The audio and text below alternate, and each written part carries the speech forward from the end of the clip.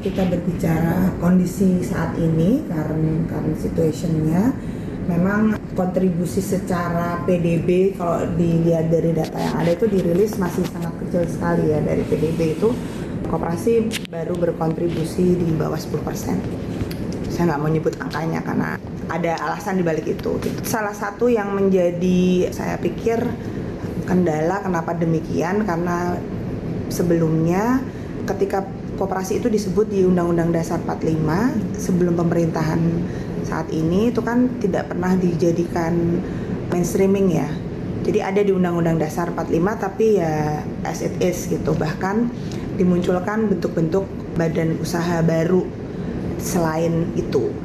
Nah, contohnya kan Kementerian A bikin kelompok apa, terus ada Gapoktan, ada pemberdayaan yang untuk perhutanan sosial juga menyebut sendiri gitu. Tapi padahal di Undang-Undang Dasar dan Undang-Undang pun sebenarnya menyebut badan usaha berbadan hukum itu cuma 2 sebenarnya kan, PT dan koperasi. Nah, dengan visi misinya Pak Presiden saat ini itu seperti membuka ini baru, bahwa dari 8 visi, 3 visinya Pak Presiden itu menyebut dengan jelas bahwa itu harus dilakukan oleh koperasi. Ketika berbicara swasembada pangan, itu koperasi. Ketika berbicara industrialisasi, hilirisasi, itu juga harus melalui peran serta koperasi.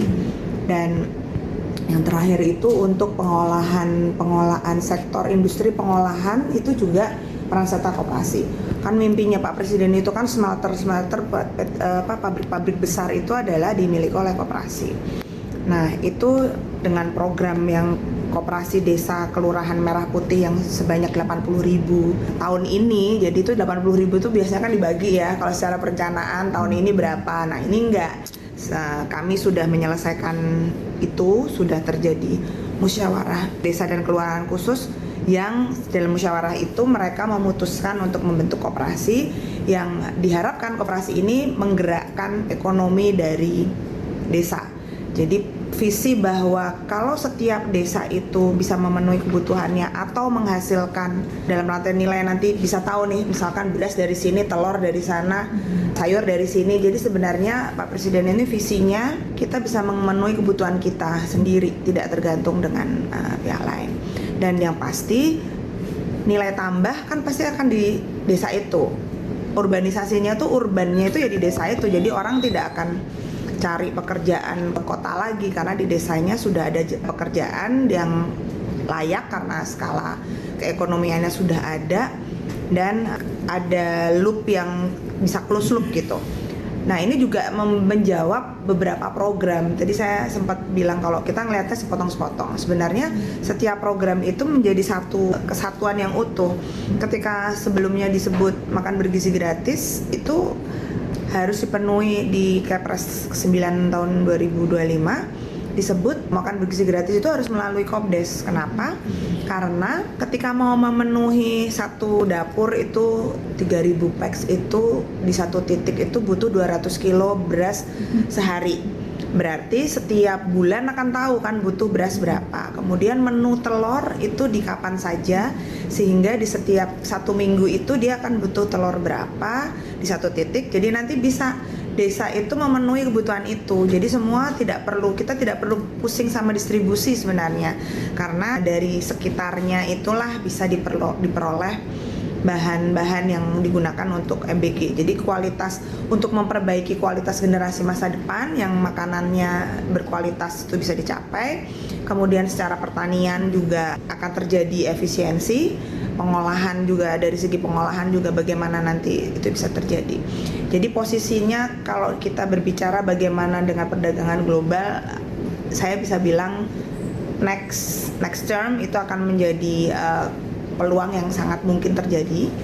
Cuman kalau saat ini memang karena tadi saya sampaikan keberpihakan belum ada, jadi banyak opsi tidak menjadi fokus. Karena saat ini ketika sudah menjadi fokus dan dikerjakan secara bersama-sama, Bu. Di Kepres itu Bapak Ibu ada 18 kementerian lembaga. Jadi yang ngurusin, karena biasanya kan Kementerian Koperasi ya udah kerjaan koperasi kerjaan kamu aja gitu. Ini enggak gitu. Jadi nanti kalau program kemiskinan pun, Bu, itu PKH nih. Kan PKH dapat kartu untuk dapat beras gratis. Sampai jadi dikasih cash karena tidak ada yang menjadi penyalurnya. Nah ini kan kalau dikembalikan lagi ke Kopdesnya yang nyediain beras, telur untuk proteinnya. Jadi si pemegang kartu ini, uang pemerintah itu masuk dari kantong kiri, masuk kantong kanan kan. Tapi semuanya untuk masyarakat, karena ini koperasi kan juga bergerak nanti dan kembali lagi kepada anggotanya.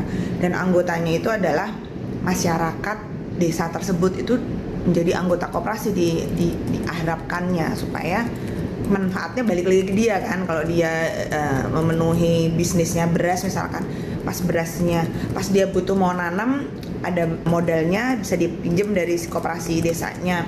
Kemudian ketika sudah panennya diserahkan kepada koperasi yang akan menjualnya atau mengolahnya. Nah ini kan dibayar nih semuanya, habis dikasih dibayar. Nanti kalau keuntungan 1 tahun kan pasti ada kontribusi keuntungan, dia kan dapat lagi. Berbeda dengan PT kan, kalau PT kan pemegang saham adalah yang akan menikmati semuanya. Jadi keterkaitannya itu, Bu, secara global juga daya saing kita juga akan lebih baik karena dalam skala keekonomian. Jadi kalau memproduksi apapun pasti harganya juga lebih efisien daripada bikin produk satu-satu, skala keekonomian nggak dapat, mahal, kita akan kalah dengan produk luar yang sudah membuatnya secara skala industri. Itu kenapa sekarang industrialisasi diarahkannya untuk dikelola oleh koperasi.